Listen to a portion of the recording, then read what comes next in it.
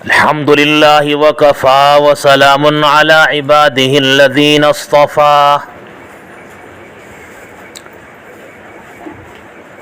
أما بعد فأعوذ بالله من الشيطان الرجيم بسم الله الرحمن الرحيم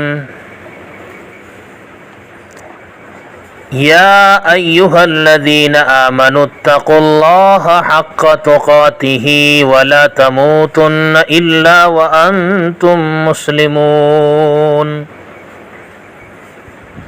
وقال النبي صلى الله عليه وسلم الحياء شعبة من الإيمان صدق الله العظيم وصدق رسوله النبي الكريم ونحن على ذلك لمن الشاهدين والشاكرين والحمد لله رب العالمين. محترم حضرات، شریعت مطہرہ میں عورت کی جو سب سے بڑی خوبی بتلائی گئی ہے وہ شرم و حیا ہے. شرم و حیا عورت کا زیور ہے، اس کا بناؤ سنگار ہے، اس کے ڈیکوریشن کی چیز ہے. یعنی اگر کوئی عورت حیا اور شرم کے زیور سے آراستہ نہ ہو، یعنی وہ شرمیلی اور حیا دار نہ ہو، وہ چاہے کتنی ہی زینت اور بناؤ سنگار کے سامان کو اپنی باڈی پر فٹ کر لیں، لیکن کبھی بھی وہ مزین اور خوشبودار بن نہیں سکتی. اس کے لیے سب سے پہلے اسے جس چیز کی ضرورت ہے وہ ہے حیا اور شرم کا اپنے خزانے میں رکھنا، اپنے دل میں جمانا. اس کے بغیر کبھی بھی حسن و جمال کے لاکھ اسباب کر لیں، کتنے ہی میک اپ لالی کر لیں، اس میں حسن ہی نہیں آ سکتا. اور معاشرہ اور آپ سبھی حضرات کے تجربے اس بات پر گواہ ہیں کہ جب تک عورت اپنے اندر شرم و حیا نہیں لاتی، چاہے وہ کتنی ہی رنگ کے اعتبار سے سفید کیوں نہ ہو، وہ کسی کو اچھی نہیں لگتی، لوگ اسے چاہتے نہیں. اور ایک عورت شرم و حیا کا زیور اپنے پاس رکھتی ہے، ہر وقت اسے اپنے آپ میں بسائے رکھتی ہے. وہ رنگت کے اعتبار سے کالی کیوں نہ ہو، لیکن لوگوں میں وہ پاپولر ہوتی ہے، وہ محبوب اور پیاری ہوتی ہے. تو حیا اور شرم کو لے کر بڑی سنجیدگی ہمیں اختیار کرنی ہے اور اس کے پیچھے اپنے آپ کو اور مستورات کو لگانا ہے. اس سلسلے میں ایک بڑا عبرتناک، بڑا دلکش، دل کو لگنے والا ایک واقعہ، ایک عورت کو اپنی زندگی میں کیسے ایمانی حیا پیدا کرنی چاہیے، یعنی پرایوں سے اپنے آپ کو کتنا چھپانا اور کتنی شرم اپنے اندر ہونی چاہیے. آئیے اس سلسلے میں ابن بطوطہ کا ایک سفر نامہ ہے جو ابن بطوطہ 25 سال کی عمر میں افریقہ سے نکلتا ہے اور 25 سال وہ پوری دنیا گھومتا ہے اور 50 سال کی عمر میں وہ اپنے وطن لوٹتا ہے اور لوٹ کر ایک کتاب لکھتا ہے. تو وہ اپنی اس کتاب میں ابن بطوطہ وہ دنیا کا سیاح لکھتا ہے کہ میرا شہر بلخ جانا ہوا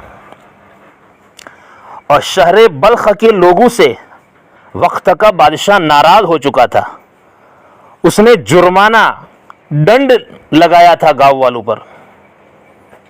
ایلچی کو بھیجا کہ جاؤ گاؤں کے لوگوں سے کہو کہ اس مسئلے کی وجہ سے پورے گاؤں کے لوگوں کو مل کر بادشاہ وقت کو اتنا ڈنڈ پہنچانا ہے. تو شہر بلخ میں ایک مالدار، دیندار، شرم و حیا کی پیکر ایک عورت ہوتی ہے جسے سب عورتیں جانتی ہیں. تو ساری عورتیں کچھ عورتیں جمع ہو کر اپنے شہر کی اس عورت کے پاس گئی اور جا کر سارا واقعہ رکھا کہ ایسا ایسا معاملہ ہوا ہے، بادشاہ وقت ناراض ہیں. اور انہوں نے ٹیکس لگایا ہے، انہوں نے دنڈ جاری کیا ہے، جرمانہ عائد کیا ہے، اور اس کی سکت نہیں ہے گاؤں والوں میں۔ تو اس عورت نے کہا ٹھہریے، میں اس سلسلے میں مسئلے کو حل کرتی ہوں۔ انہوں نے اپنے قیمتی جوڑا منگایا،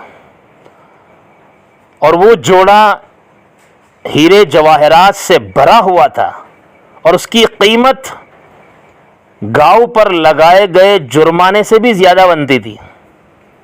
تو اس نے اس ایلچی کو بلایا، بادشاہ کے قاصد کو بلایا، اور بلا کر کہا لے جائیے پورے گاؤں کی طرف سے یہ جوڑا جرمانے کے ادائیگی کے لیے ہیں، آپ نے بادشاہ وقت کو، بادشاہ سلامت کو پیش کر دیجئے۔ وہ ایلچی تعجب میں پڑا، بہرحال لے کر جوڑا روانہ ہوا، اور بادشاہ وقت کے سامنے اس نے اس جوڑے کو پیش کیا۔ بادشاہ متعجب ہوا، ہکا بکا رہ گیا کہ ایک عورت ذات نے میرے سامنے اپنا ایک جوڑا پیش کر کے میری غیرت کو للکارا، میری حمیت کو للکارا۔ اس نے جوش میں آ کر کہا لے جاؤ اس جوڑے کو، میں اتنا بے غیرت اور بے حس نہیں ہوں کہ ایک عورت کے جوڑے کو جرمانے کے طور پر قبول کر لوں، جاؤ اس عورت کے حوالے کر دو یہ زیور، یہ جوڑا۔ چنانچہ وہ ایلچی آتا ہے اور عورت کے سامنے سارا ماجرا رکھتا ہے، تو عورت کہتی ہے لے جاؤ اس جوڑے کو اور اس کو بازار میں بیچو، اور اس کی جو بھی قیمت آئے اس قیمت کے ذریعے گاؤں کے رفاہی کام کرو۔ اب میں اس جوڑے کو پہننا دور کی بات ہے، اس جوڑے کو ایک آنکھ اٹھا کر دیکھنا بھی گوارا نہیں کروں گی۔ کیوں؟ اس لیے کہ اس پر ایک پرائے مرد کی نظر پڑی ہے۔ اب میرے لیے دیکھنا دور کی بات ہے، اس اللہ کی ولیہ نے، اس مالدار خاتون نے اس جوڑے کو دیکھنا تک پسند نہیں کیا، اور راہ خدا میں اسے صدقہ کر دیا۔ یہ ہوتی ہے بات، یہ ہوتی ہے شرم و حیا، یہ ہوتی ہے زندگی کے اندر اپنے آپ کو چھپانا پرایوں سے۔ ایک جوڑے کو دیکھ لیا، اسے دوبارہ پہننا بلکہ دیکھنا تک گوارا نہیں کیا۔ محترم بزرگوں، اللہ پاک ایسا ہی کچھ چاہتے ہیں اپنی مستورات اور ہماری مستورات کے بارے میں، ہماری عورتوں کے بارے میں، ان کی بھی ایسی زندگی بنے، اور وہ بھی اس لائن سے اپنے آپ کو آگے بڑھانے والی بنے، اور جتنا ہو سکے اپنے آپ کو چھپائیں۔ انشاءاللہ نسلوں میں عبد القادر جیلانی اور شیخ بغدادی پیدا ہوں گے۔ اللہ پاک ان باتوں پر ہمیں عمل کرنے کی توفیق عطا فرمائے، اور زیادہ سے زیادہ ہمیں ایسی باتوں کو لوگوں تک پہنچانے کے لیے ہمیں ذریعے توفیق بنائے۔ آمین یا رب العالمین۔